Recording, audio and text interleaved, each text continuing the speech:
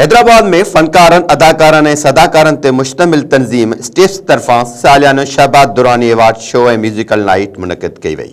तक़रीब में मुख़्तलिफ़ शोबनि में मन्ता हासिल कंदड़ शख़्सियतुनि खे एवार्ड सां नवाज़ियो वियो।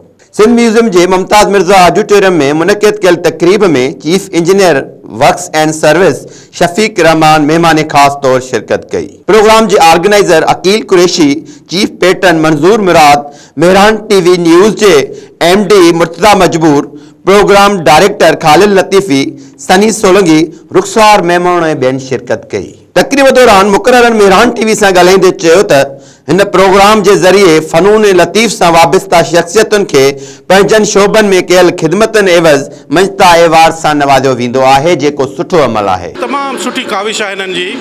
न सिर्फ़ इहो त असांजो लीजेंडरी जेको फ़नकार आहे शहबाज, मरहूम शहबाज दुरानी साहब, उनखे भेटा पेश कई थी वञे, पर उन सां गॾोगॾु जेके असांजा हाणे मौजूदा दौर जा फ़नकार आहिनि उन्हनि खे हौसला अफ़ज़ाई लाइ, उन्हनि जे हौसला अफ़ज़ाई, उन्हनि खे एवार्ड ॾियणु, उन्हनि जे कम जी मञता, त इन सां हिकिड़ो बहितरीनु इम्पैक्ट पवंदो ऐं असांजा जेके नवां फ़नकार आहिनि उन्हनि में हौसला अफ़ज़ाई थींदी ऐं उहे अॻिते ईंदा। साईं 13हों एवार्ड आहे, 13 सालनि खां मुसलसल थिए पियो।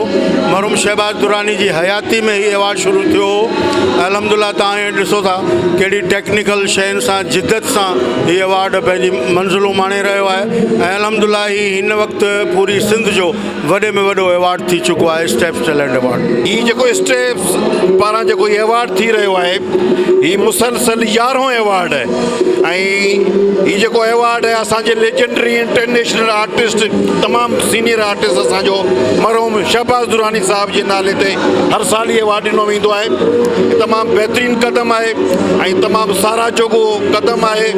हीउ जेको एवार्ड आहे हैदराबाद में आउं सम्झां थो या पूरी सिंध में हीउ वाहिद एवार्ड आहे जेको पूरी सिंध मां जेके आर्टिस्ट अचनि था या ज़िंदगी जे मुख़्तलिफ़ शोबनि में जिन जी सुठी कारकर्दगी आहे उन्हनि शख़्सियतुनि खे ही Shahbaz Durrani award, step talent award ॾिनो वेंदो आहे।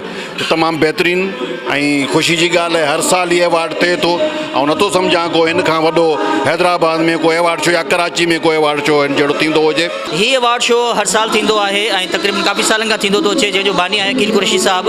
हिन स्टेप जो मक़सदु इहो आहे त जेके नवां आर्टिस्ट हुजनि, खणी पुराणा आर्टिस्ट हुजनि, उन्हनि खे असां जेको पज़ीराई ॾींदा आहियूं।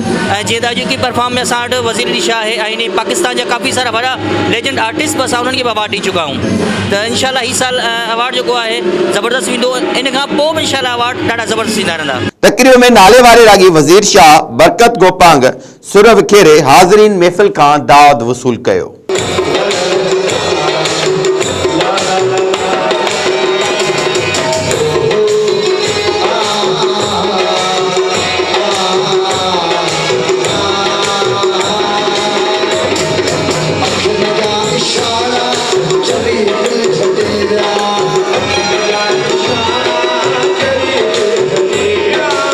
तक़रीब में मेहरान टीवी हैदराबाद के bureau chief Abdul Chandio, anchor person Tahira जोयो, नाले वारे अदाकार इसरार लिगारी, सिंधिया सिंधी फनकार वज़ीर अली शाह ऐं ॿियनि खे मन्ता एवार्ड सां नवाज़ियो वियो।